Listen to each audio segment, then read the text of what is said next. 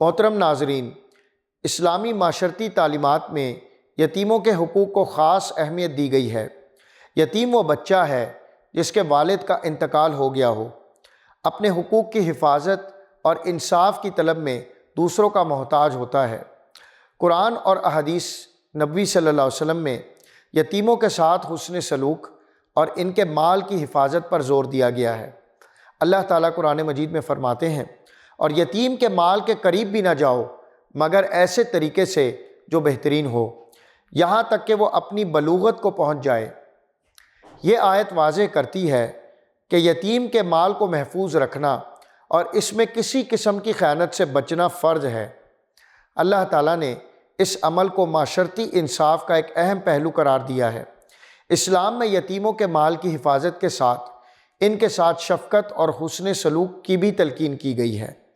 اللہ تعالیٰ فرماتے ہیں، پس یتیم پر سختی نہ کرو۔ یہ آیت یتیموں کے ساتھ نرم رویہ رکھنے اور ان کے دل کو ٹھیس نہ پہنچانے کی تعلیم دیتی ہے۔ یتیم محبت اور شفقت کا مستحق ہوتا ہے اور معاشرے کی یہ ذمہ داری ہے کہ وہ ان کا سہارا بنے۔ مثال کے طور پر نبی کریم صلی اللہ علیہ وسلم نے فرمایا کہ میں اور یتیم کی پرورش کرنے والا جنت میں اس طرح ہوں گے، اور آپ صلی اللہ علیہ وسلم نے شہادت اور درمیانی انگلیوں کے اشارے سے قرب کو بتایا۔ یہ حدیث یتیم کی کفالت کی فضیلت کو اجاگر کرتی ہے اور یہ واضح کرتی ہے کہ جو شخص یتیم کے حقوق کا خیال رکھے گا، اسے آخرت میں نبی کریم صلی اللہ علیہ وسلم کے قریب ہونے کا شرف حاصل ہوگا۔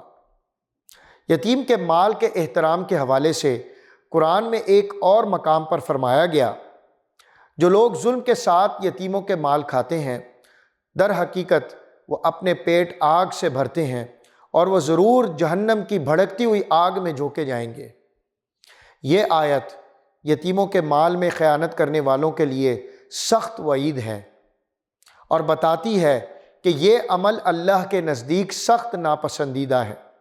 اسلامی معاشرے میں یتیموں کے ساتھ حسن سلوک اور ان کے مال کی حفاظت ایک اہم فریضہ ہے۔ اگر ہم ان اصولوں پر عمل کریں تو نہ صرف یتیموں کی زندگی میں بہتری آئے گی بلکہ معاشرے میں انصاف، محبت اور بھلائی کو فروغ ملے گا۔ اللہ تعالی ہمیں یتیموں کے ساتھ حسن سلوک کرنے اور ان کے حقوق کی حفاظت کرنے اور ان کی ضروریات کو پورا کرنے کی توفیق عطا فرمائے۔